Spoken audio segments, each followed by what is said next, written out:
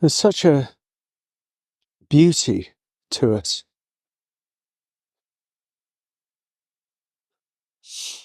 when we release ourselves from the tight grip of the self and soften up the rigid mind. Something beautiful begins to happen. Surrender. The surrender of the self that seeks itself in all things and holds on and clings tight to its rigid beliefs, imagining it is that. It is defined by its rigid beliefs. Such a narrow, constipated way to live. It just has no fluid in it, has no love in it, has no real beauty in it. Hold on, there's a big truck coming right my way. You can hear it.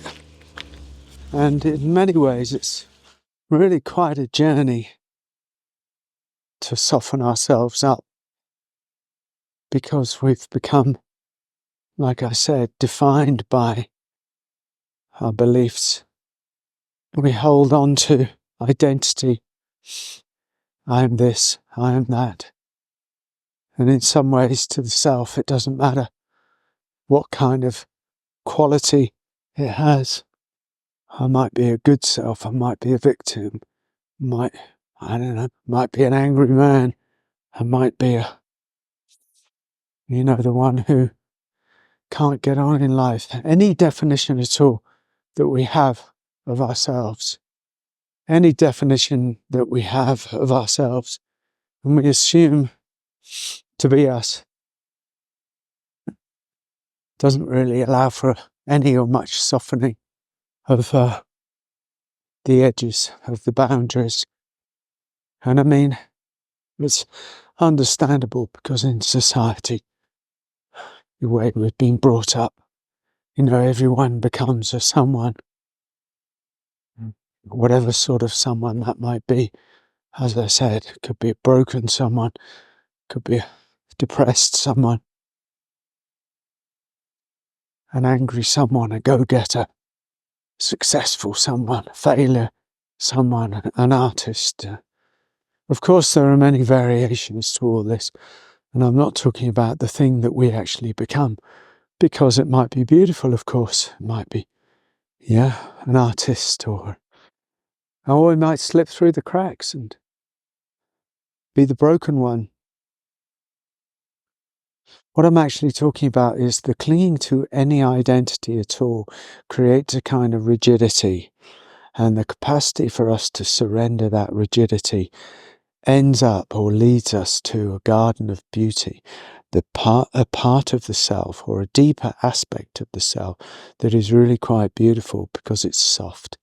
It's soft and it's tender and it's non-defined. I don't need to define myself as anything. I don't need to hang on to my rigid beliefs because they don't actually define who I intrinsically am. So I can be a little more playful. It doesn't mean to say you become nobody. Well, you do become nobody, but you don't become vacuous. Life doesn't become just empty and void of meaning. You just stop trying to find yourself in the things that you found yourself in, who you are and what you do and how it is, how the world is in this belief system. Most beliefs are erroneous. Most beliefs are built on things that we don't even know that they're built on. Many beliefs are built on pain. A lot of beliefs are built on things that we've inherited from other people. Some of that is useful. A lot of it isn't. We have to sort out what is and what isn't.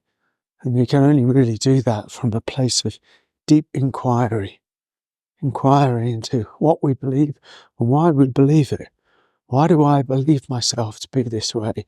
Why do I believe myself or the world to be that way? To unravel the things that we take for granted about ourselves and about the world.